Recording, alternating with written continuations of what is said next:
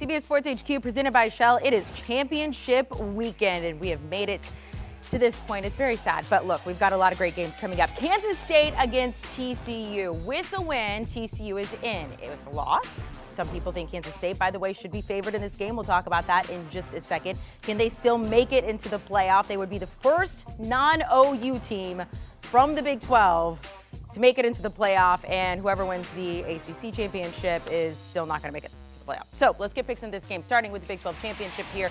TCU favored in this one by 2.5. Danny, I want to start with you because I was listening to the Cover 3 pod. Yeah. Bud Elliott thinks that K-State should be favored in this game. Adrian Martinez is not starting. Right. He will be available if they need him. Where are you going in this game? You guys drink on that podcast? I mean, I'm just trying to figure out. Bud's a big numbers guy. He's got his rabbit system. hole. Yeah, he's got a system that he sets up. He plugs in the numbers, shoots out a number. He's also had really good picks this year. I think the discussion that we had was these two teams are really even. Like, it's really, really close. And I would agree with that assessment. I actually think Kansas State wins. And I hate that I'm saying that because you know how many times I've said, oh, I'm not going to go against TCU again. I'm not going to go against TCU. And then all of a sudden they come out there and they do the bazooka field goal unit. They kick a game-winning field goal against Baylor to dodge a disaster. Last week might have been their most impressive win of the entire season against Iowa State. Most complete performance. But I go back and I look at the last game they played against each other. Kansas State was up 28-10. They lose Adrian Martinez. Then even more importantly, they lose Will Howard, and they're on their third quarterback, and TCU comes roaring back. I think this Kansas State team is finally starting to realize, yes, Adrian Martinez is available. Let's keep him on the bench, though, as long as Will Howard is healthy, because now you've got a run game with Deuce Vaughn, you've got a pass game with Will Howard, and you've got a defense that I do think will present some problems for TCU and be able to slow down Kendre Miller somewhat. I think the run comes to an end right here, and I hate it. I would be rooting against my pick because I want TCU in the playoff. I think they're at risk of losing that spot if they do lose.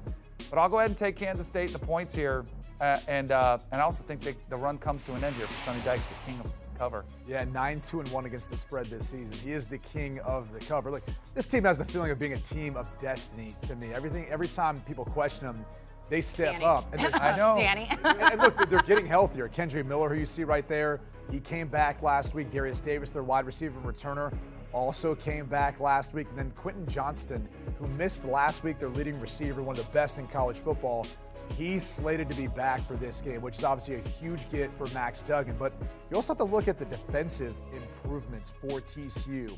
Last 4 games, they've only allowed over 200 yards passing once. Hunter Deckers last week, you talked about that big performance.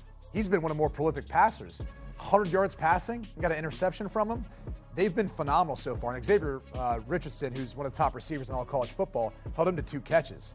So I like their ability to shut down Will Howard, who I'm assuming is going to start in this one, who, by the way, played in the last game. And I know Adrian Martinez got knocked out, Will Howard got knocked out. Doesn't matter. I mean, TCU's been a second-half team. They've had multiple comeback after comeback. At some point, you got to give them a little credit for the way they've played this year. So this game will be decided on this, though. It'll be third down. Will Howard's been phenomenal this year on third down. In fact, he's the highest-rated quarterback in the country. Last 4 games, though, TCU's defense, which was a weak point at one point, they've gotten it together. They're only allowing conversions on 25% of the plays. To me, I'm laying the 2.5 points here. I don't want to, pick against Sonny Dykes, who is a shoo-in for the coach of the year. And this team is one of those fun, great stories in college football. Let's keep it rolling. If they lose. I was going to say. Okay. You going coach of the year? Is that your question? No, I want to know if they lost or they still debatable? in. If Lincoln wins and wins the Oh. Pac-12, if Sonny Dykes loses. No, it's still Sonny Dykes. We're going Still from Sonny 4-8 at USC. You took a whole Make a case. team. Well, by the way, it wasn't like TCU. What were they last year? Yeah, they were 5-7. Yeah, they were below 500. Okay. So there's that, and the fact that I think, and then you can always grade, when you play teams. To me, is what matters when they're ranked. And so obviously the college football playoff doesn't come out until more than halfway through the season. So you have the AP poll to go by. TCU went through a stretch of playing 4 top 25 teams in a row, swept it. They've played 5 so far this year, won them all. There's no one else who can say they have the resume that TCU has right now that's undefeated and play the gauntlet of teams that they've had to play. Now, we could all look back in retrospect and go, well, how many teams are right? It doesn't matter. Like, as a former player, I hate that argument. That's for the dorks who never played, honestly, when they try to make that, because that game matters in that moment. And then obviously both teams are ranked. So I'm sorry to be so blunt. I know that's probably offended some people in this soft culture we've got, but that's how we should look at this. Kansas is a good example of what you're talking about. They were a top 10 opponent or top 15 opponent. They're like, it's Kansas. They ended up not being as good. They also lost their starting quarterback, Jalen Daniels, for a good portion of the season, which plays a factor into all that, too. All right. Do you want a sports network that delivers everything that matters about the game? The highlights, the picks, the instant analysis. No yelling, no fake debates, no politics. Hit the subscribe button and never miss a moment.